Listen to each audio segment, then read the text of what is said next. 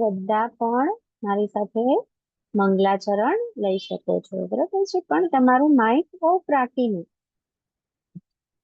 ઓમ અજ્ઞાનતિમિરાન્ધસ્ય જ્ઞાનાંજનશલાકયા ચક્ષુરુન્મિલિतं येन તસ્मै શ્રી ગુરુવે નમઃ. श्रीचैतन्यमनोभीष्टं स्थापितं येन भूतले स्वयं रूप तदा मयं ददाति स्वपदान्तिकम्. वन्देऽहं श्रीगुरु श्रीयुतपदकमलं श्रीगुरुं वैष्णवांश्च श्रीरूपं साग्रजातं सहगण रघुनाथान्वितं तं सजीवं साद्वैतं सावधूतं परिजनसहितं कृष्णचैतन्यदेवं श्रीराधा कृष्णपादानि श्रीराधा कृष्णपादानि सहगणललिता श्रीविशाखान्वितांश्च। हे कृष्ण करुणा सिन्धु दीनबन्धु जगत्पते गोपीश गोपिकान्त राधाकान्त नमोऽस्तुते। तप्त काञ्चन गौराङ्गी श्रीराधे वृन्दावनेश्वरी वृषभानुसुते देवी प्रणमामि हरिप्रिये। वाञ्छाकल्पतरुभ्यश्च कृपा सिन्धुभ्य एव च पतितानां पावनेभ्यो वैष्णवेभ्यो नमो नमः। नमो ॐ विष्णुपादाय कृष्णपृष्ठाय भूतले श्रीमति भक्ति वेदांत स्वामी नामिने। नमस्ते सरस्वती देवी गौरवाणी प्रचारिणी निर्विशेष शून्यवादी पाश्चात्य देशतारिणी। जय श्री कृष्ण चैतन्य प्रभु नित्यानंद श्री अद्वैत गदाधर श्रीवासादि गौर भक्त वृंद। चलो આપણે બધા હરે કૃષ્ણ મહામંત્રનો જાપ કરીશું, બરાબર છે? તો બધા તમારો વિડિયો ઓન કરો. બધા જ પ્રભુજી તેમજ માતાજી તમારો વિડિયો ઓન કરો અને બંને હાથ ઉપર કરીને જોરથી આપણે બોલશું, હરે કૃષ્ણ કૃષ્ણ કૃષ્ણ હરે હરે, હરે રામ રામ રામ હરે હરે, હરે કૃષ્ણ કૃષ્ણ કૃષ્ણ હરે હરે, હરે રામ રામ રામ હરે હરે, હરે કૃષ્ણ કૃષ્ણ કૃષ્ણ હરે હરે, હરે રામ રામ રામ હરે હરે. હરે કૃષ્ણ સર્વેને. हरे कृष्ण हरे माताजी। कृष्ण केवल प्रभुजी हरे कृष्ण, कुणाल प्रभुजी हरे कृष्ण। चलो तो આજના ક્લાસ માટે બધા તૈયાર છો ને? તો આપણે પાછું ફાસ્ટ ફોરવર્ડ રિવિઝન કરી લઈએ, બરાબર છે? તો કોણ કહેશે કે અત્યાર સુધીના બધા જ અધ્યાયનું નામ? કોણ કહેશે મને બધા જ અધ્યાયના નામ? હેન્ડ રેસ કરો. કુણાલ પ્રભુજી હરી બોલ. ચલો પ્રભુજી, પહેલા અધ્યાયનું નામ શું હતું પ્રભુજી?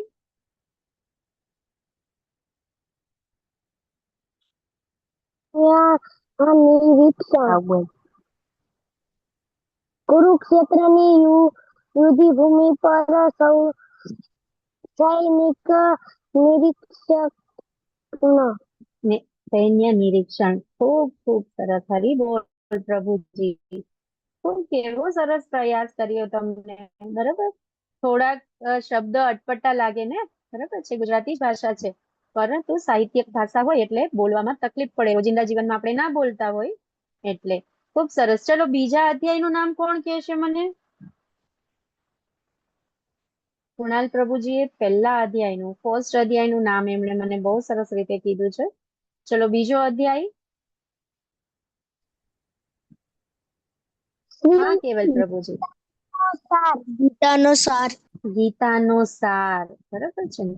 પહેલા અધ્યાયમાં એની સાથે સાથે અર્જુનજીની મૂંઝવણ પણ હતી. બરાબર છે ને. એમાં અર્જુનજીના કેટલા બધા ક્વેશ્ચન હતા. કોને? કૃષ્ણ ભગવાનને ક્વેશ્ચન કરતા હતા ને. બરોબર છે. અને એ પછી બીજો અધ્યાય સ્ટાર્ટ થયો જેમાં હતું ગીતાનો સાર. બરોબર છે. તો એની અંદર ભગવાન એમને પ્રશ્નના જવાબ આપવાની કોશિશ કરે છે. ત્યારબાદ ત્રીજો અધ્યાય. કુણાલ પ્રભુજીનો હજી પણ હેન્ડ રેસ છે. તમને ત્રીજો અધ્યાયનું નામ આવડે છે? હા.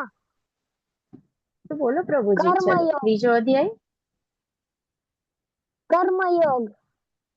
કર્મયોગ. ખૂબ સરસ. કર્મયોગ. તો કર્મયોગમાં ભગવાન શું સમજાવે છે કે કેટલા પ્રકારના કર્મો છે. બરોબર છે. આપણે જે કર્મો કરી છીએ એ કેટલા પ્રકારના કર્મો કરીએ છીએ એના વિશે આપને ત્રીજા અધ્યાયમાં સમજાવ્યું. બરોબર. ત્યારબાદ ચોથો અધ્યાય. ચોથો અધ્યાય શું હતો? હા કુણાલ પ્રભુજી બોલી જ દો. તમે જ બોલો. ચલો. દિવ્ય જ્ઞાન. દિવ્ય જ્ઞાન. અને પાંચમા અધ્યાયનું નામ? કૃષ્ણ ભાવના યુક્ત કર્મ. કૃષ્ણ ભાવના યુક્ત કર્મ. કર્મયોગ પરંતુ કૃષ્ણ ભાવના યુક્ત કર્મ એટલે કર્મની સાથે સાથે ભગવાનને જોડી દેવા એટલે કૃષ્ણ ભાવના યુક્ત કર્મ. ખૂબ સરસ પ્રભુજી.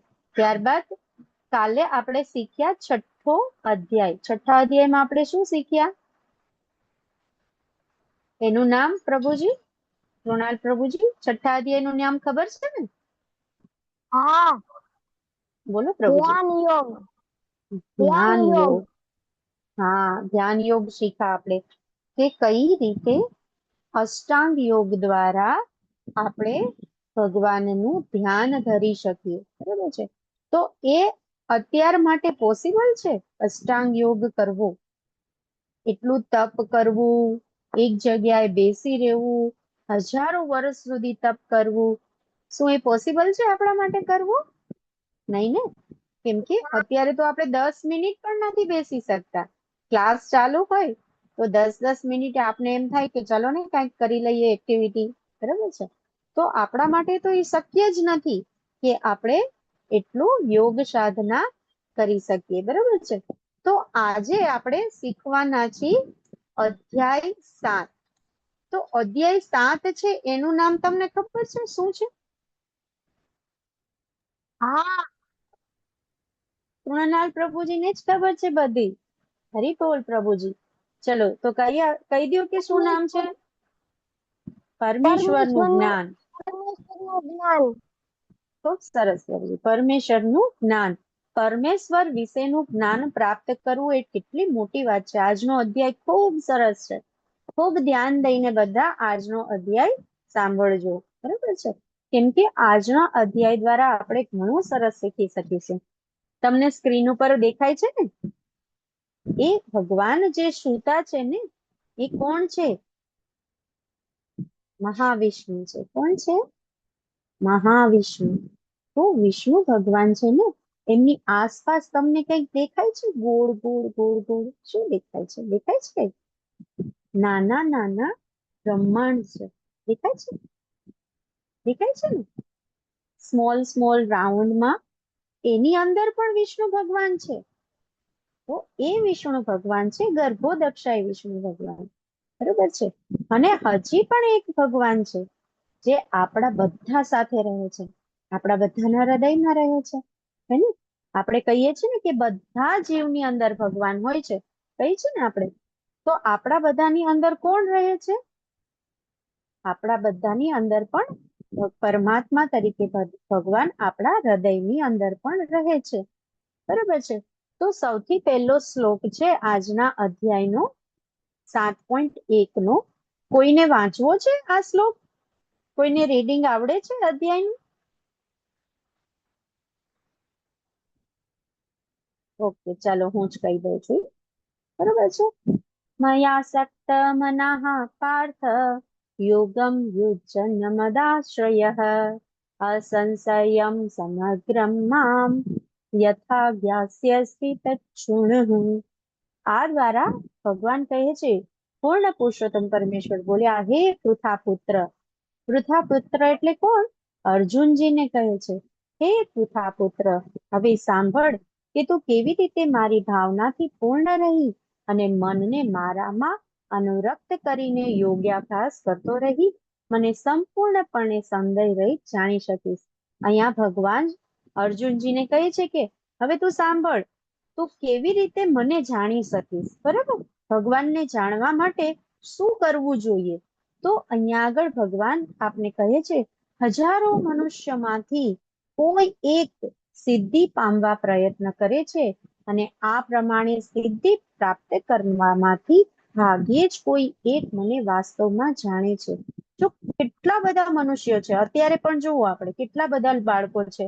બરાબર, પહેલા દિવસે આપણે જોયું હતું કે કેટલા બધા આપણા ક્લાસમાં જોઈન્ટ થયા હતા. બરાબર છે, તો શું એ બધાય લાસ્ટ સુધી જોઈન્ટ થશે આપણી સાથે? આજે સન્ડે છે એટલે બધાનો મૂડ શું છે? છુટ્ટી લેવાનો. તો આટલા બધા દુનિયામાં કેટલા બધા બાળકો છે, એમાંથી થોડાક જ લોકો જે છે જે ભગવાનને જાણવાનો પ્રયાસ કરે છે. બરાબર છે, તો આમાંથી તમે બધા જે છો તે શું કરો છો? અત્યારે ભગવાનને જાણવાના પ્રયાસ કરવામાં જોડાયેલા છો. ઘણા બધા બાળકો છે પણ બધા જોઈન્ટ થયા આપણી સાથે? કઈ નથી થયા. એ બધાને આજે છુટ્ટી લેવી છે એટલે બધા આરામ કરે છે યા તો ફરવા ગયા છે.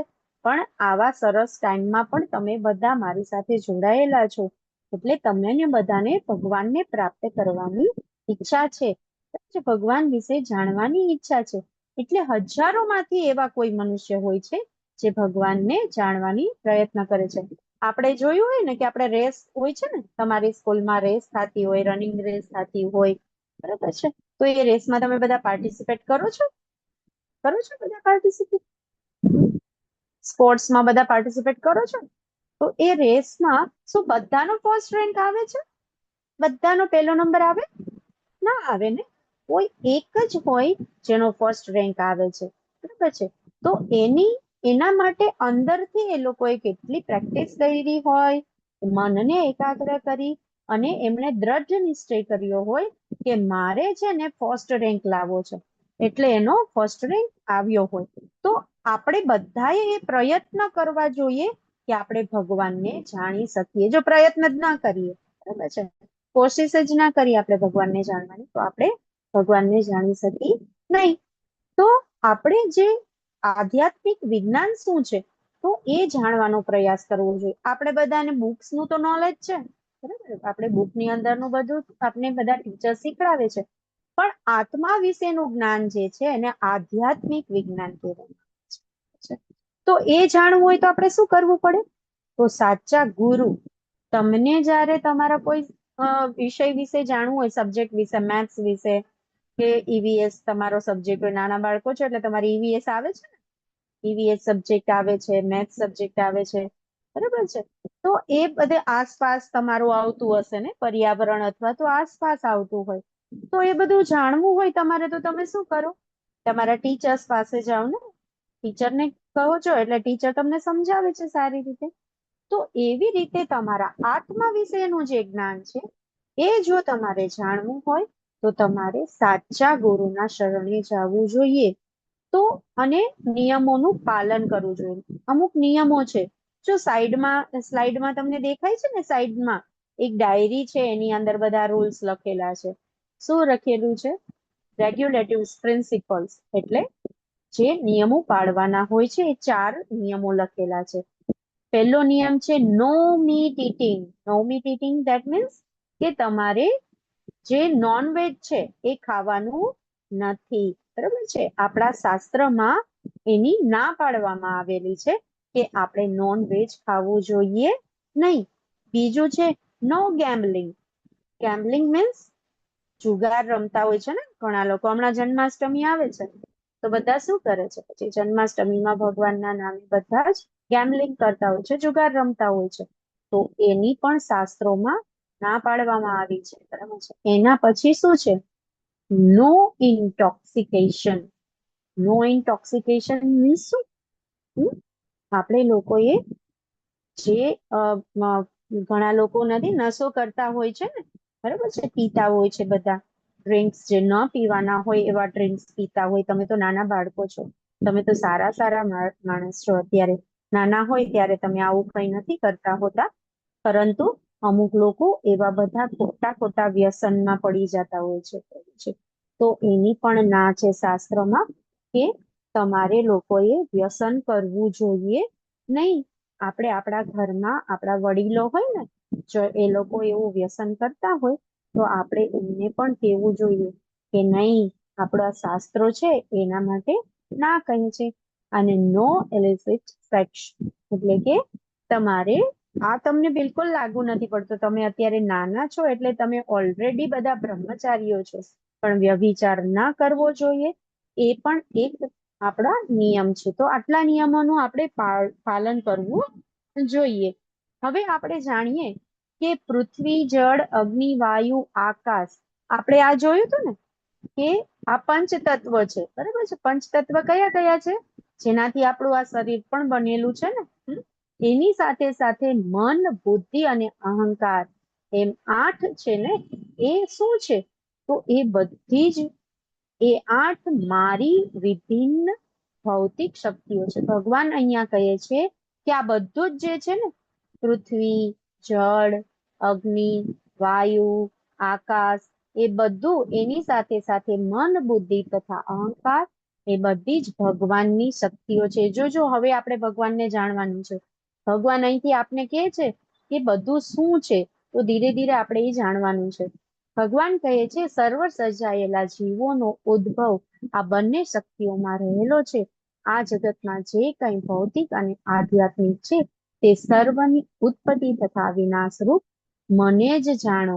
કેટલા સ્પષ્ટ રૂપમાં ભગવાન કહે છે કે આખી સૃષ્ટિ છે ને, એ સૃષ્ટિ ભગવાને જ સર્જન કરેલી છે, એટલે કે ભગવાને બનાવેલી છે, બરાબર છે. ભગવાને સૃષ્ટિ તો બનાવેલી જ છે, સાથે સાથે શું કરેલું છે? ભગવાન કહે છે કે એનો વિનાશ પણ ભગવાન જ કરે છે, બરાબર છે. જ્યારે આ આખી સૃષ્ટિ બને છે ત્યારે પણ ભગવાન એ જ કરે છે, અને આ સૃષ્ટિનો વિનાશ પણ ભગવાન દ્વારા જ થાય છે. જો અહીં સાઈડમાં જે પિક્ચર આપ્યું છે ને, ભગવાન જ્યારે શ્વાસ અંદર લે છે ને, ત્યારે બધા જ બ્રહ્માંડો છે ને, જે નાના નાના બ્રહ્માંડો, એ ભગવાનની અંદર શ્વાસમાં સમાઈ જાય છે. વળી પાછા ભગવાન શ્વાસ જ્યારે છોડે છે ત્યારે અનેકો બ્રહ્માંડો ઉત્પન્ન થાય છે. આપણી જેવી એક પૃથ્વી છે ને, એવી તો અનેકો હજારો પૃથ્વી ઉત્પન્ન થાય છે જ્યારે ભગવાન શ્વાસ બહાર છોડે છે અને શ્વાસ લે છે ત્યારે. તો ભગવાનની શક્તિ કેટલી બધી અમાપ છે. ભગવાન વળી કહે છે 7.7 હે ધનંજય, મારાથી શ્રેષ્ઠ એવું કોઈ તત્વ નથી. જેવી રીતે મોતી દોરામાં ગૂંથાયેલા રહે છે તેવી રીતે સર્વ કંઈ મારા આધારે રહેલું છે. તમે માળા જોયેલી છે ને, મોતીની માળા જોયેલી છે ને બધા, બરાબર છે. ગાર્લેન્ડ જોઈ હોય, ફૂલોની માળા પણ જોઈ હોય, બરાબર છે. તો ભગવાન અહીં શું કે છે કે હું સર્વશ્રેષ્ઠ તત્વ છું. બધામાં સર્વશ્રેષ્ઠ કોણ છે? ભગવાન છે. તે શું છે? સત્ય છે. જેવી રીતે મોતી હોય ને એ માળામાં ગૂંથાઈ રહ્યા ને, એવી રીતે જે અંદરનો દોરો છે ને, એના દ્વારા બધા મોતી એ માળામાં પરોવાયેલા હોય છે. તો અહીંયા આગળ ભગવાન એમ કહે છે કે હું એ દોરો છું, એ સૂત્ર છું કે જેમાં બધા જ મોતી પરોવાયેલા હોય છે. હવે આપણે જોઈએ કે ભગવાન કોણ છે, બરાબર? તો પરમ પૂર્ણ પુરુષોત્તમ ભગવાન શ્રી કૃષ્ણ ભગવાન છે, બરાબર છે. અહીંયા આપણે જાણવું જોઈએ કે ભગવાન કોણ છે. આપણે ભગવાનની પૂજા કરીએ છીએ તો આપણે જાણવું જોઈએ કે સર્વોચ્ચ ભગવાન શ્રી કૃષ્ણ છે. ભગવાનનું સર્વોચ્ચ વ્યક્તિત્વ છે. એટલે સર્વોચ્ચ એટલે શું? સૌથી ઉપર, સૌથી ઉપર. તમે હિમાલય જોયો છે બધા, બરાબર?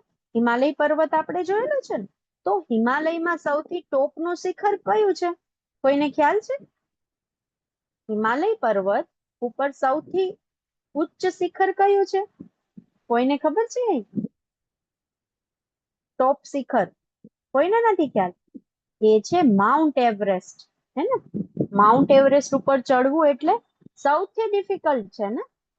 તો એવી રીતે ભગવાન છે એ સર્વોચ્ચ છે. એટલે કે આ ઘણા બધા દેવી દેવતાઓ છે, પણ ભગવાન એ બધાથી ઉપર છે, સર્વોચ્ચ છે. તે એક વ્યક્તિ છે. તે જો ઘણા લોકો એવું માને છે કે ભગવાન છે ને એનો કોઈ આકાર નથી, બરોબર છે, એ તો એક જ્યોત છે, તેજ છે, એમાંથી આવતો એક પ્રકાશ છે, એવું બધું માને છે ને પછી એની જ પૂજા કરે છે. પણ એવું નથી. ભગવાન તો છે ને, શ્રી કૃષ્ણ ભગવાનને આપણે જોઈએ છે ને, તો એમનું રૂપ કેવું છે?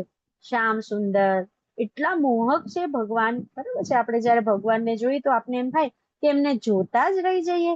એમને પણ હાથ છે, મોઢું છે, ફેસ છે, બધું જ છે. ભગવાન અલંકાર ધારણ કરે છે. તો ભગવાનનું સ્વરૂપ છે એ અત્યંત સુંદર છે. કૃષ્ણ સતચિત્ત આનંદ છે. ભગવાન છે કેવા છે? એમને જોતા જ આપણા ચિત્તની અંદર એકદમ આનંદ ઉત્પન્ન થાય છે. એવા છે ભગવાન શ્રી કૃષ્ણ, બરાબર છે. વળી 7.8 એટલે કે આ શ્લોકમાં ભગવાન શું કહે છે? હે કુંતી પુત્ર અર્જુન, હું પાણીમાં સ્વાદ છું. તમને જયારે ખૂબ તરસ લાગે ને, જયારે તમને કોઈ ઝાઝા ટાઈમથી પાણી ના આપે, અને જ્યારે તમે ઝાઝા ટાઈમ પછી તમને એકદમ ઠંડુ ઠંડુ પાણી આપવામાં આવે, ત્યારે આપણે એના સ્વાદની ખબર પડે છે ને. આપણે પીતા હોય તો કેવું સરસ લાગે આપણે, આહા, એકદમ સંતોષ થઈ જાય. તો ભગવાન એમ કે છે કે પાણીમાં હું સ્વાદ છું, સૂર્ય તથા ચંદ્રનો પ્રકાશ સામર્થ્ય છું. જો સૂર્યમાંથી આવતો પ્રકાશ હોય તો આપણે એની સામે જોઈ પણ શકતા નથી, બરાબર છે. સૂર્ય અને ચંદ્ર કેવા છે? ગ્રહો બે એવા છે કે એનો પ્રકાશ જે છે ને, તો એ પ્રકાશ કોણ છે? એ ભગવાન શ્રી કૃષ્ણ પોતે છે. વૈદિક મંત્રોમાં ઓમકાર છું. મંત્ર બોલીએ ને આપણે, એમાં ઓમકાર મંત્ર બોલતા હોય, ઓમ એમ બોલીએ છે ને, તો એમ ઓમ કોણ છે? એ પણ ભગવાન શ્રી કૃષ્ણ છે. હું આકાશમાં શબ્દ તથા મનુષ્યમાં સામર્થ્ય છું. ભગવાન કહે છે આકાશમાં હું શબ્દ છું, અને માણસોમાં હું, વ્યક્તિઓમાં હું સામર્થ્ય છું. હવે ભગવાન આપણે નેક્સ્ટમાં શું કહે છે? I am the original fragrance of the earth. તમે માટીની સુગંધ મહેસૂસ કરેલી છે? વરસાદ આવે, ખૂબ વરસાદ આવે ને, ત્યારે આપણે એમ કે હા હા હા, પહેલો પહેલો વરસાદ આવે ને ત્યારે આપણે આમ સૂંઘીએ, કેટલી સરસ સ્મેલ આવતી હોય, રાઈટ? તો એ શું છે? ભગવાન એમ કે છે કે એ સ્મેલ હું છું, ફ્રેગ્રન્સ એટલે ભગવાન પોતે છે. And I am the heat in the fire. તમે અગ્નિ જોઈ છે ને? અગ્નિની અંદર જે હીટ છે એટલે કે ગરમી, તમે અગ્નિને અડી શકો છો, ટચ કરી શકો છો એને? તો શું થાય? દાજી જઈએ આપણે, બરાબર? તો ભગવાન અહીંયા આગળ કહે છે કે હું અગ્નિની અંદર ગરમી છું. I am the life of all the life. હું બધાનો જીવ છું. આપણા બધા જીવાત્માઓ છે ને, એ બધાની અંદર આપણે બધા હલન ચલન કરીએ છીએ, શ્વાસ લઈએ છીએ, તો એ બધું કોણ છે? એ બધું ભગવાન પોતે છે. અને I am the penances of all the ascetics. એટલે ભગવાન અહીંયા આગળ આપણે કહે છે કે હું જ બધા જ તમે જે મનુષ્ય છે એ બધા જ મનુષ્યોની અંદર તપશ્ચર્યાનો તપસ્વી છું. તપ કરે ને જે લોકો, બધા તપસ્વી લોકો હોય, તપ કરતા હોય, એ તપશ્ચર્યાઓનો તપ પણ ભગવાન પોતે છે. તો ભગવાન અહીંયા ક્લિયર આપને સમજાવે છે કે પાણીમાં સ્વાદ, ચંદ્ર સૂર્યનો પ્રકાશ, વૈદિક મંત્રોમાં ઓમકાર, ઈશ્વરનો અવાજ, પૃથ્વીમાં સુગંધ અને અગ્નિની ઉષ્ણતા, એ બધું જ ભગવાન છે, રાઈટ?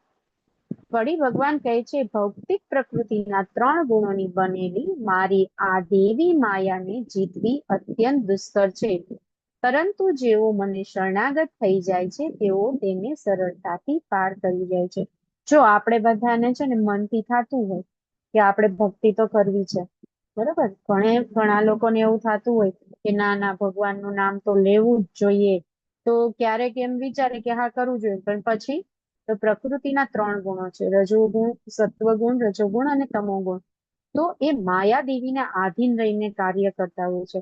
માયાદેવી છે ને એ આપણી ઉપર હાવી થઈ જાય એટલે આપને કોઈ કાર્ય કરવા દે નહીં, એમાં આપણે ફસાઈ જઈએ અને આપણું મન છે એ માયાદેવીની જાળમાં ફસાઈ જાય અને આપણે ભક્તિ કરવાનું છોડી દઈએ.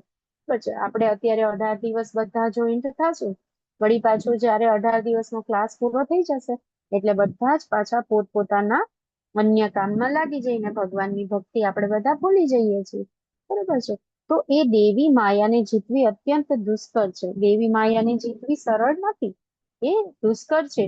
પરંતુ જો આપણે ભગવાનને શરણાગત થઈને ભગવાનની ભક્તિ કરીએ તો એ માયાને આપણે જીતી શકીએ છીએ. માયાદેવી છે ને એ ભગવાનની શક્તિ છે. પછી ભગવાન જે છે ને એ જ માયાદેવી ઉપર પણ કંટ્રોલ કરી શકે છે. તો જો આપણે ભગવાનની ભક્તિ કરીએ તો એ આપને માયાદેવી ઉપર એના ઉપર સરળતાથી વિજય મેળવવામાં આપને મદદરૂપ થઈ શકે છે. હવે ભગવાન કહે છે કે હે ભરત શ્રેષ્ઠ. ભરત શ્રેષ્ઠ એટલે શું? અર્જુનજી છે ને એ ભરતવંશી છે.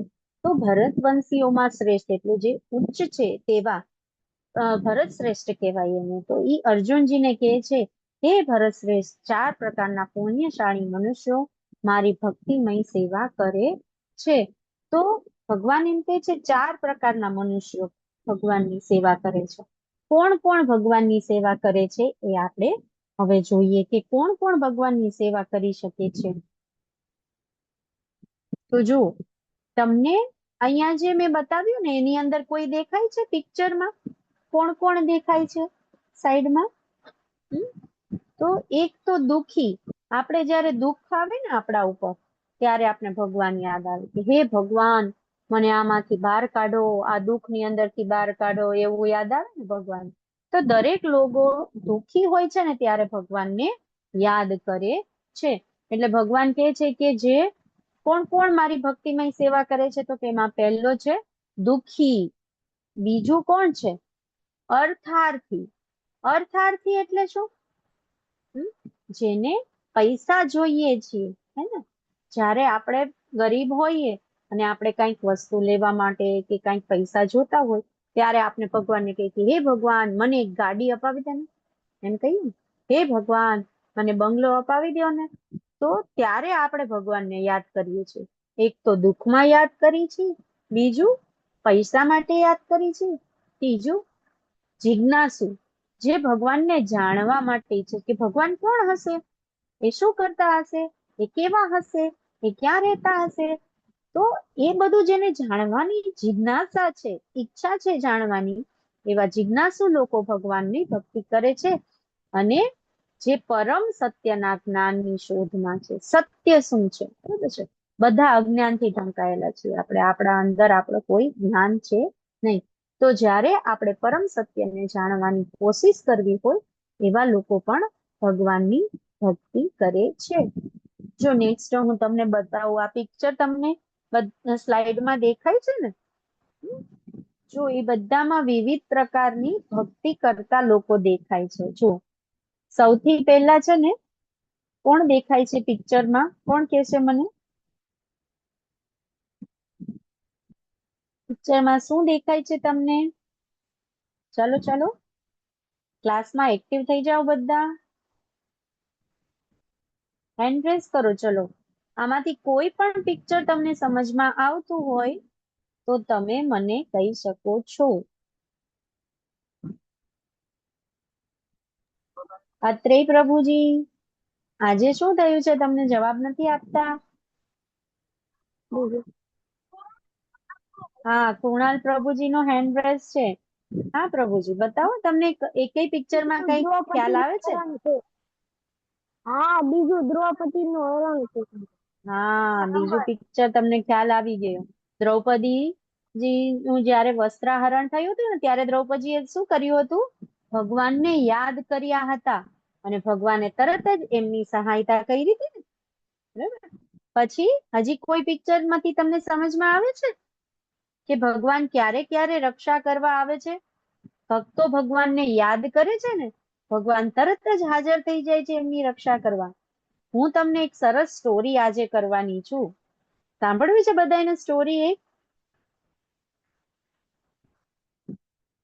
તો ચાલો આપણે એના વિશે જોઈએ. જો આ જે પિક્ચર હતું ને તમારું, એમાં તમને એક આ પિક્ચર જે દેખાય છે ને, એ ફક્ત પ્રહલાદની સ્ટોરી છે.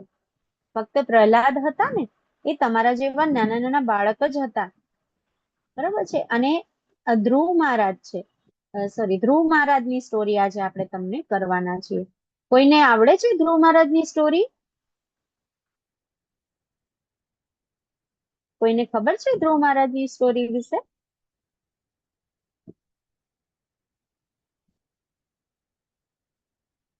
આવડે છે કુણાલ પ્રભુજી, તમને ખબર છે?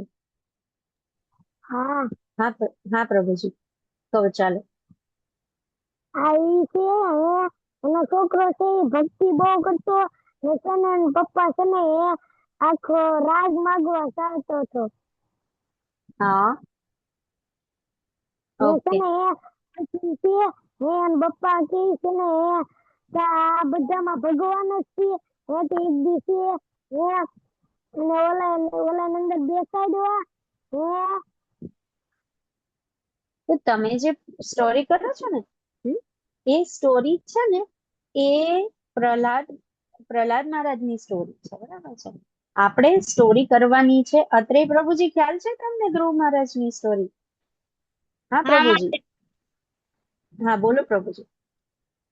એમાં એવું હોય છે કે ધ્રુવ મહારાજ એટલે એમના પપ્પા હોય છે અને એમને બે મમ્મીઓ હોય છે ઓકે. અને તે એમની મમ્મી જોડે અલગ રહેતા હોય છે. તો તે તેમના પપ્પાના ખોળામાં બેસવા જાય છે, તો તેમની સોતેલી મમ્મી તેમને ખોળામાં બેસવાથી ના પાડે છે અને એવું કહે છે કે તારે રાજાના ખોળામાં બેસવું હોય તો તારે મારી કોખે જન્મ લેવો પડે. ધ્રુવ મહારાજ તેમના માતા પાસે જાય છે અને આ વાત કહે છે. તો એમની માતા કહે છે કે તારે હવે ભગવાનનું નામ લેવું જોઈએ જંગલમાં જઈને. તો ધ્રુવ મહારાજ સાધુનો વેશ ધારણ કરીને જંગલમાં જાય છે. ત્યાં એમને રસ્તામાં નારદ મુનિ મળે છે. નારદ મુનિ એમને કહે છે કે જંગલમાં ઘણા જંગલી પ્રાણીઓ હોય છે તેવું કહીને ડર આપે છે, પણ ધ્રુવ મહારાજ ડરતા નથી અને પછી નારદજી તેમને એક મંત્ર આપે છે અને એ મંત્ર હોય છે ઓમ નમો ભગવતે વાસુદેવાય. અને પછી ધ્રુવ મહારાજ જંગલમાં જઈને એક પગ પર ધ્યાન ધરે છે. 4 મહિના પાંદડા પર જીવે છે, 4 મહિના પાણી પર અને 4 મહિના ફળ પર. અને પછી એમને ભગવાન નથી મળતા એટલે પછી એ શ્વાસ રોકી દે છે. પછી ભગવાન એમને મળવા આવે છે. હરી બોલ. તમે તો બહુ સરસ સ્ટોરી કરી. આટલી ડિટેલિંગમાં તમને ખ્યાલ હતો. હા, તો ખૂબ સરસ, ખૂબ સરસ પ્રભુજી, અત્રે પ્રભુજી. તમને ખબર છે એ સ્ટોરીની, તો એ સ્ટોરી એ ઓલમોસ્ટ તમે બધું કવર કરી દીધું છે સ્ટોરીમાં. તો પણ થોડું આપણે કહીએ. જો છે ને, એ ધ્રુવ મહારાજ હતા ને, એમના એક બીજા પણ એમના ભાઈ પણ હતા, બરાબર છે. એમનું નામ ઉત્તમ હતું. ધ્રુવ મહારાજ અને એમના ભાઈનું નામ હતું ઉત્તમ. બે પુત્ર હતા. અને આ એમના પિતા છે. પિતા દેખાય છે ને તમને એમના? તો એમના પિતાજી હતા ને, એ રાજા હતા. તો એમને બે રાણી હતા. એક ધ્રુવ મહારાજના મધર હતા, એટલે કે મમ્મી હતા. અને બીજા હતા એ ઉત્તમના મમ્મી હતા, બરાબર છે. તો જે ઉત્તમના મધર હતા ને, એ એ એમના સોતેલા મધર થાય ને, સ્ટેપ મધર થાય ને, તો એમને સોતેલા માતા હતા એ. તો તો જ્યારે છે ને ધ્રુવ મહારાજને એ હંમેશા એવું જ કરતા કે ધ્રુવ મહારાજને પ્રાયોરિટી મળતી નહીં. પ્રાયોરિટી કોને મળતી? ઉત્તમજીને જ મળતી. એમને એમના જ ખોળામાં બેસવા દેવામાં આવતા, કેમ કે એમના જે મમ્મી હતા ને, એ ફેવરિટ રાણી હતા રાજાનું, બરાબર છે. એક રાણી ફેવરિટ હતા અને બીજા રાણી હતા ને જે, એ એના માટે ફેવરિટ ન હતા. એટલે એમના પુત્ર જ ધ્રુવ હતા. તો એ રાણીના લીધે આ ધ્રુવ મહારાજને પણ પ્રાયોરિટી મળતી નહીં. એક દિવસ ધ્રુવ મહારાજ દોડી અને એમના પિતાના ખોળામાં બેસી જાય છે. ત્યારે એ જે માતા જે છે ને એ એના માતા આવીને કે છે કે તું ઊભો થઈ જા અને તું છે ને અહીંથી જતો રહે. આ તારો અધિકાર નથી. તારે તારા પિતાના ખોળામાં બેસવાનો કોઈ અધિકાર નથી. એ ખોળામાં બેસવાનો અધિકાર તો ઉત્તમને જ છે. એમ કહી અને ધ્રુવ મહારાજને એના ખોળામાંથી ઉપાડી અને એને ધક્કો મારી દે છે. તો ધ્રુવ મહારાજને બહુ ખોટું લાગે છે. આ તો હું પણ એમનો પુત્ર છું ને, રાજાનો પુત્ર હું પણ છું, તો મને કેવી રીતે આવો તિરસ્કાર કરી શકે? ત્યારે એના જે રાણી છે ને એ રાણી કહે છે કે જો તારે ખોળામાં બેસવું હોય તારા પિતાના, તો મારી કોખથી જન્મ લેવો પડશે. તો એના માટે તારે તપ કરવું પડશે. ત્યારે ધ્રુવ મહારાજ છે એ નારદજીની સલાહથી જંગલમાં જઈ ને તપ કરે છે. એક પગે ઉભા રહીને તપ કરે છે. જો આપણે જોઈએ છે ને, પછી એ તપ નારદજી દેખાય છે આ પિક્ચરમાં. નારદજી આવી અને એમને સલાહ આપે છે કે તમે ભગવાન નારાયણનું ધ્યાન ધરો, એ તમને ચોક્કસથી તમારું સ્થાન પાછું મેળવી આપશે. પછી ધ્રુવ મહારાજે જો ખાલી આ પ્રભુજીએ કીધું ને એ જ રીતે ખાલી પાંદડા ખાઈને જીવતા હતા, ખાલી પાણી પીને જીવતા હતા. એમ કરી અને લાસ્ટમાં તો એમણે બધું જ ખાવા પીવાનું બધું જ છોડી દીધું. અને કેવી રીતે ઉભા છે જુઓ, એક પગે ઉભા રહી અને ધ્રુવ મહારાજે તપ કર્યું. તો એમને એમ જ કેટલા ટાઈમ સુધી, કેટલા મહિના વયા ગયા એ તપ કરતા કરતા. આટલા નાના બાળક હતા એમ છતાં પણ એમણે તપ કર્યું. અને પછી ભગવાન પ્રસન્ન થયા. જો ભગવાન અહીં દેખાય છે ને, ભગવાન વિષ્ણુ ત્યારે પ્રસન્ન થયા. અને જ્યારે ભગવાન પ્રસન્ન થયા ને ત્યારે તો એમને જોઈને એટલા ખુશ થઈ ગયા. તમારી સમક્ષ ભગવાન પ્રસન્ન થઈ જાય તો તમે શું કરો? તમે પણ ખુશ થઈ જાઓ ને. હા હા, ભગવાન મારી પાસે આવી ગયા. તો ત્યારે તો ભગવાન ત્યારે પ્રસન્ન થયા ત્યારે તો એમને કંઈ જ યાદ આવતું નતું કે ભગવાન પાસે શું માંગવું.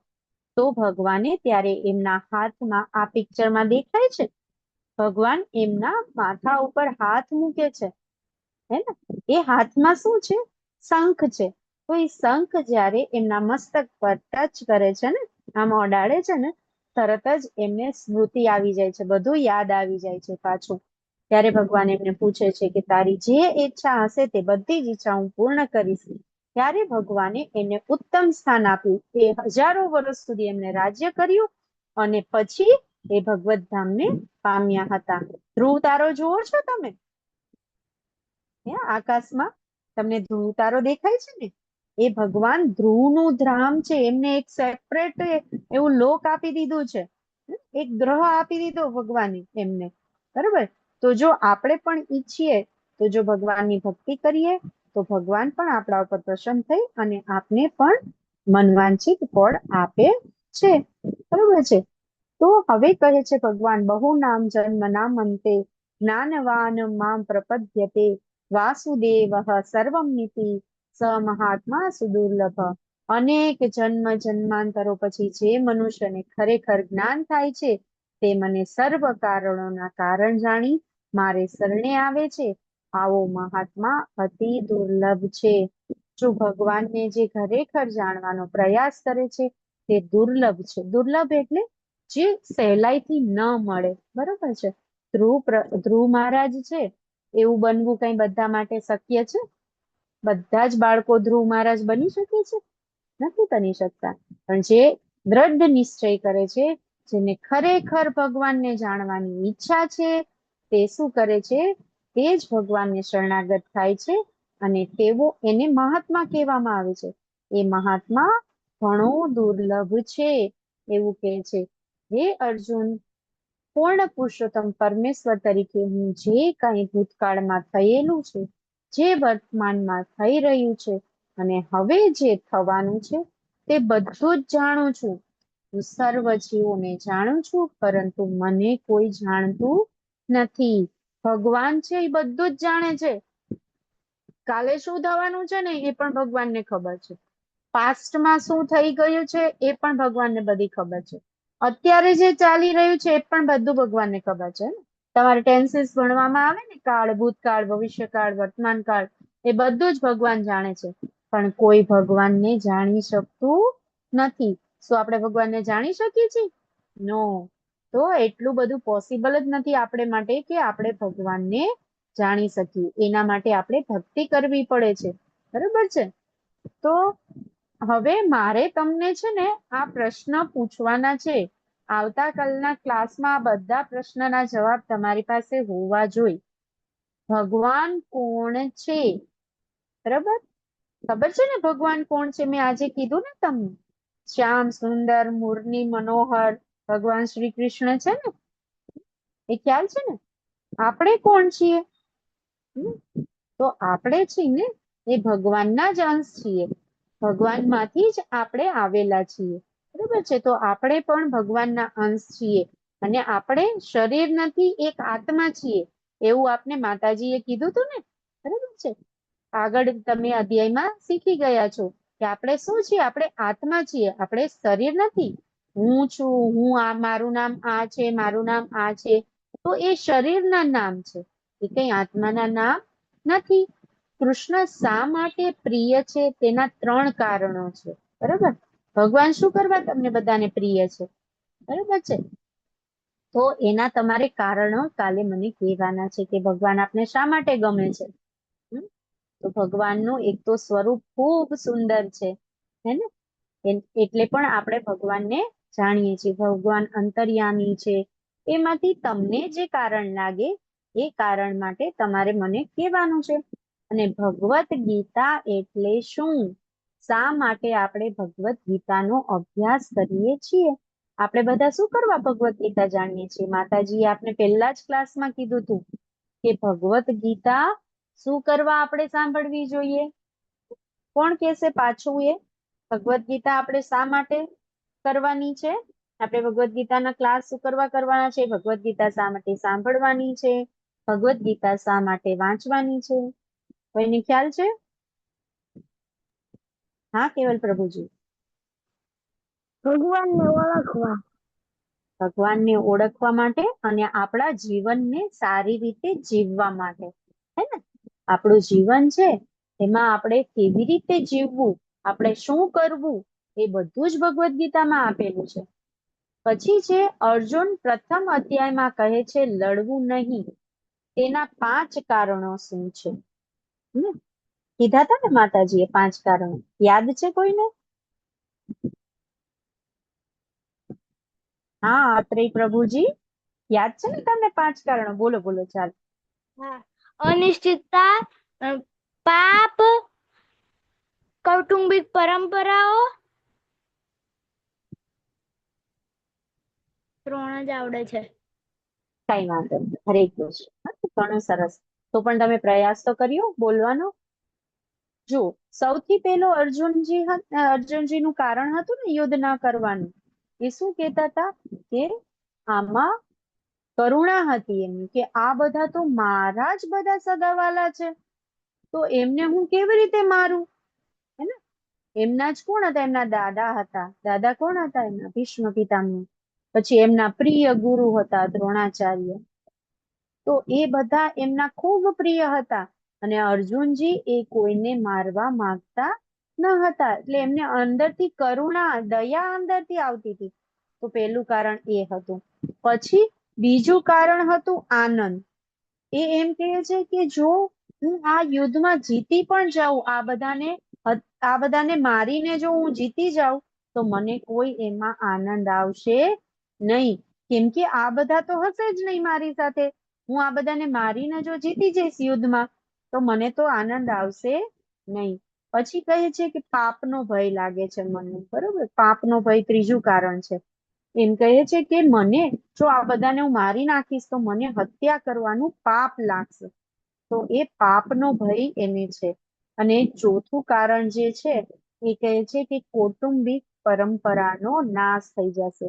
જો યુદ્ધમાં લડવા માટે કોણ જાતું હોય છે? મુખ્યત્વે ઘરમાં વડીલો હોય એ યુદ્ધ કરવા જાય ને, યુવાનો અને વડીલો હોય એને જ યુદ્ધ કરવાનું હોય. અત્યારે પણ જે આપણે જોયું છે કે આર્મીમાં અને નેવીમાં ને એમાં જે સરહદ પર જે લડાઈ કરવા જાય છે એ લોકો કોણ જાતા હોય છે? તો જે યુવા વર્ગ હોય છે ને, જે એ લોકો જાતો હોય છે. તો એ જો એનું જો મૃત્યુ થઈ જાય તો કૌટુંબિક પરંપરા, આપણા કુટુંબમાં જે પરંપરા જે છે એ નષ્ટ થઈ જાય છે. અને છેલ્લું જે એમનું કારણ હતું એ હતી અનિર્ણયતા. પછી અર્જુનજી છે ને માથું પકડીને બેસી જાય છે, કે છે કે હવે મન કાંઈ નિર્ણય લઈ શકતો નથી કે મારે શું કરવું, મારે યુદ્ધ કરવું કે યુદ્ધ ના કરવું. બરાબર, ભગવાને કીધું છે કે ધર્મ માટે લડવું જોઈએ, પણ અર્જુનજી કહે છે કે મારા તો અંગ ધ્રુજવા માંડ્યા છે, મારી ત્વચા બળવા માંડી છે, હવે હું કાંઈ નિર્ણય લઈ શકતું નથી, મારો ચિત્ત ભ્રમ થઈ ગયો છે. મારું ગાંડિયું, એમનું ધનુષ હતું ને એ પણ પડી જાય છે અર્જુનજીના હાથમાંથી, બેસી જાય છે અને એમ કે છે કે હું કાંઈ નિર્ણય લઈ શકતો નથી. એ બીજા અધ્યાયમાં કહે છે ભગવાન. બરાબર છે, તો આ એના 5 કારણો હતા. અત્યાર સુધી આપણે જે શીખી ગયા ને એ હું તમને અત્યારે સાર રૂપે સમજાવું છું, એટલે તમને સારી રીતે ખબર પડે કે આપણે આનું આખા અત્યાર સુધીમાં આપણે શું શીખ્યા. બરાબર છે, એના પછી આપણે શું શીખ્યા, યોગ શું છે. ચલો, મેં તમને અષ્ટાંગ યોગ શીખવાડ્યો હતો ને, બરાબર છે. યોગ શું છે? કોણ બોલશે યોગ શું છે? નથી ખબર ને? યોગ એટલે ભગવાન સાથે જોડાવું. બરાબર છે, એ પછી આપણે અષ્ટાંગ યોગ પણ શીખ્યા હતા, જેના 8 તબક્કા હતા. બરાબર, યમ, નિયમ, આસન, પ્રાણાયામ, પ્રત્યાહાર, ધારણા, ધ્યાન અને સમાધિ. આમ કુલ 8 એના તબક્કા છે યોગ સાધના કરવા માટેના, એ પણ આપણે શીખ્યા. હવે 4 યોગના નામ શું છે? કોઈને આવડે છે 4 યોગના નામ?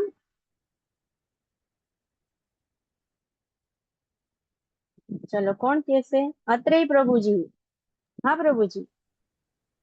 સતયુગ, ત્રેતાયુગ, દ્વાપરયુગ અને કલયુગ. હરી બોલ. એ 4 યુગના નામ તો તમને આવડી ગયા, પણ એ હરેક યુગના જે આપણે ધર્મ શીખ્યા હતા એ આવડે છે? યુગ ધર્મ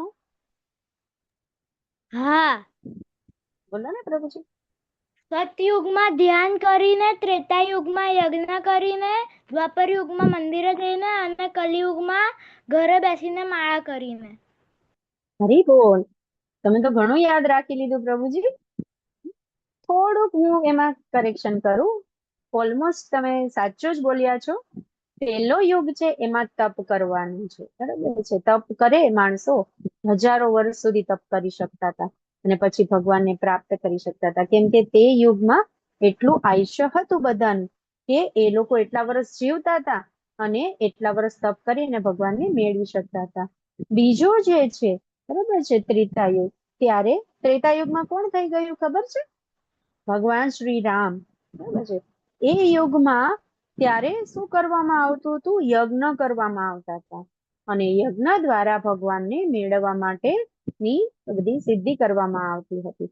તો તે ત્રેતા યુગમાં યજ્ઞ દ્વારા ભગવાનને પ્રાપ્ત કરાતા હતા. પછી શું આવ્યું? દ્વાપર યુગ. તો એમાં વિગ્રહ પૂજા હતી. વિગ્રહ પૂજા એટલે કે ભગવાનની મૂર્તિ હોય અને એની સ્થાપના થઈ હોય અને એની સેવા પૂજા કરવામાં આવે, એને કહેવામાં આવે છે વિગ્રહ પૂજા. અને અત્યારનો કળિયુગનો જે ધર્મ છે એ શું છે? તો એ ભક્તિ કરવી છે અને ભગવાનનું નામ જપ કરવું તે છે. બરાબર છે ને? તો આપણે બધા કાલે પણ શીખાતા ને નામ જપ કેવી રીતે કરવો. તો કે આપણે પણ આ યુગમાં, કળિયુગ આપણે સૌથી સરળ માર્ગ છે કળિયુગમાં, કે આપણે ઇઝીલી ભગવાનને મેળવી શકીએ છીએ. ભગવાનને ખબર હતી કે કળિયુગ આવશે ને ત્યારે માણસો જાજુ જીવશે નહીં, એના પાસે એટલું બધું કરવાનો સમય પણ હશે નહીં અને બધા લોકો છે ને એ ભૌતિક આસક્તિમાં પડ્યા હશે. એ લોકોને બધું ઇતર પ્રવૃત્તિ વધારે કરવી હશે, પરંતુ ભગવાનનું નામ લેવામાં કોઈને રસ રહેશે નહીં. એટલે ભગવાને આ યુગનો જે ધર્મ છે એ શું કીધું છે? કળિયુગમાં આપને નામ જપ કરવા માટે કહ્યું છે. બરાબર, હવે આપણે કયા યુગમાં જીવીએ છીએ એ તો બધાને ખબર હશે જનરલી, હે ને? અર્ણવ પ્રભુજી, તમારો હેન્ડ રેસ છે. આપણે અત્યારે કલિયુગમાં જીવી રહ્યા છીએ. જી, હા, ખૂબ સાચી વાત છે. આપણે કળિયુગમાં જીવી રહ્યા છે. કળિયુગમાં પણ ભગવાનનો એક અવતાર થઈ ગયા છે, એનું નામ આવડે છે કોઈને? કળિયુગમાં ભગવાનના અવતાર થઈ ગયા છે, જે અત્રેય પ્રભુજી. ચૈતન્ય કલ્કી અવતાર. મહાપ્રભુ. ચૈતન્ય મહાપ્રભુ, હરિ બોલ. ચૈતન્ય મહાપ્રભુએ આપને શું આપ્યું છે? હરે કૃષ્ણ હરિનામ સંકીર્તન. ખૂબ સરસ. હરિ હરિ બોલ. હરિ નામ સંકીર્તન છે એ આપને ચૈતન્ય મહાપ્રભુ દ્વારા પ્રાપ્ત થયેલું છે. એની એક સ્ટોરી છે ને ચૈતન્ય મહાપ્રભુની, એ એટલા ભગવાનમાં મગ્ન થઈ જતા ને, ભગવાનના નામ લેતા લેતા. તો એકવાર છે ને એ જંગલમાંથી પસાર થતા હતા ને, તો ભગવાનનું કીર્તન કરતા કરતા પસાર થતા હતા. હરે કૃષ્ણ કૃષ્ણ કૃષ્ણ હરે હરે, હરે રામ રામ રામ હરે હરે. તો ત્યારે છે ને જંગલમાં જે બધા પશુઓ પક્ષીઓ હોય ને, એ બધા એમની સાથે લાગી ગયા હતા. બરાબર છે? તમે સિંહ અને વાઘ ને બધાને જોયા હોય ને, તો એ કોઈ દી ભગવાનનું નામ લે? બરાબર, તો ના લે ને. પણ ભગવાનના નામના જપનો એટલો બધો પ્રભાવ હોય છે ને કે એ જયારે ચૈતન્ય મહાપ્રભુ જયારે ભગવાનનું નામ જપ કરતા હતા ને, કીર્તન કરતા હતા ને, ત્યારે ત્યાં આગળ હિંસક પ્રાણીઓ અને બીજા બધા પણ પશુઓ, જેમ કે હરણ છે, હરણ અને સિંહ, એ બંને સાથે રહીને ભગવાનને નામના જપમાં જોડાણા હતા. એટલો એમનો પ્રભાવ હતો કે જે ગમે ઈ તમે એમ કહો ને કે જેનામાં જીવ પણ નથી ને, એ પણ કીર્તનમાં જોડાઈ જતા હતા. તો કળિયુગનો ધર્મ છે આપણે હરિનામ સંકીર્તન. તમે બધા કરો છો હરિનામ સંકીર્તન? હવે નેક્સ્ટ પ્રશ્ન છે, શાંતિ સૂત્ર શું છે? શાંતિ સૂત્ર છે ભગવાનને પ્રાપ્ત કરવા. બરોબર છે? તો ભગવાનની ભક્તિ કરવી જોઈએ આપણે, શ્રી કૃષ્ણને જાણવા જોઈએ. તો એના દ્વારા જ આપણે પરમ શાંતિ પામે છે. શું આપણે ઝાઝા બધા પૈસા ભેગા કરી દઈએ તો આપણે શાંતિ મળી જાય છે? નથી મળતી. થોડાક પૈસા ભેગા થાય તો એમ થાય કે હજી વધારે થઈ જાય તો સારું, હજી વધારે પૈસા હોય તો સારું. તો એમ તમારી પાસે ગમે એટલી સંપત્તિ હોય છે, તેમ છતાં પણ આપને શાંતિ પ્રાપ્ત થતી નથી. તો સાચું શાંતિ સૂત્ર શું છે? સાચું શાંતિ સૂત્ર છે હરે કૃષ્ણનો મહામંત્રનો જાપ કરવો, ભગવાનની ભક્તિ કરવી, ભગવાનને જાણવા અને ભગવાનની સેવા કરવી. બરોબર છે? ભગવાનની સેવા આપણે કેવી રીતે કરી શકીએ? તમે નાના નાના પ્રભુજી છો તો વધારે ના કરો, પણ શું કરી શકો તમે? ભગવાનને ભોગ ધરાવી શકો કે નહીં? તમે જે પણ જમો એ ભગવાનને ભોગ ધરાવીને જમી શકો ને? બરોબર છે? અને હરે કૃષ્ણ મહામંત્ર તો તમને બધાને આવડે જ છે. કોણ બોલશે? ચલો, હરે કૃષ્ણ મહામંત્ર કોણ બોલશે? બોલો બોલો અર્ણવ પ્રભુજી. હરે કૃષ્ણ કૃષ્ણ કૃષ્ણ હરે હરે, હરે રામ રામ રામ હરે હરે. હરે કૃષ્ણ. ખૂબ સરસ પ્રભુજી. ચલો, પંચતત્વ મંત્ર શું છે? મેં કાલે તમને શીખડાવ્યો હતો ને પંચતત્વ મંત્ર. કોઈને યાદ છે? મેં લખવા માટે પણ કીધું તું.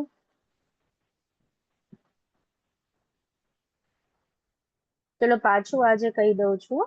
આપણે એવરીડે બોલીએ તો છે જ, પણ પાછું આજે કહી દઉં છું તમને. જય શ્રી કૃષ્ણ ચૈતન્ય પ્રભુ નિત્યાનંદ શ્રી અદ્વૈત ગદાધર શ્રીવાસ આદિ ગૌર ભક્ત વૃંદ. બરોબર? અને હરે કૃષ્ણ મંત્રનો જાપ શા માટે કરવો જોઈએ?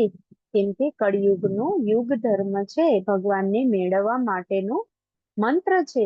માટે આપણે હરે કૃષ્ણના મંત્રનો જાપ કરવો જોઈએ. કૃષ્ણ શબ્દનો અર્થ શું કરે છે? કૃષ્ણ એટલે શું છે? ભગવાન શ્રી કૃષ્ણ પરમેશ્વર પૂર્ણ પુરુષોત્તમ ભગવાન છે. બરાબર છે?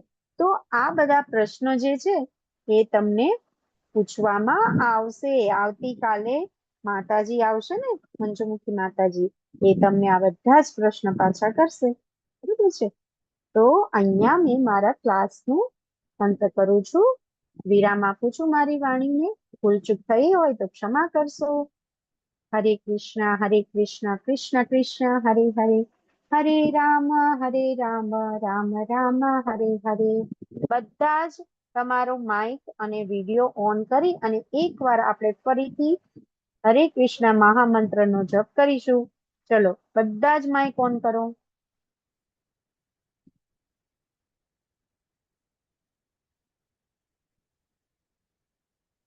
બધા જ પ્રભુજી ચલો માઇક ઓન કરો.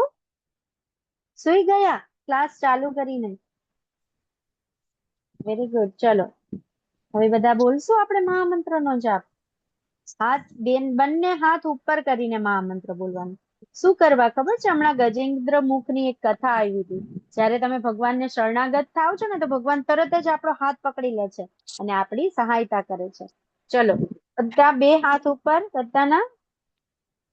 હરે કૃષ્ણ કૃષ્ણ કૃષ્ણ હરે હરે, હરે રામ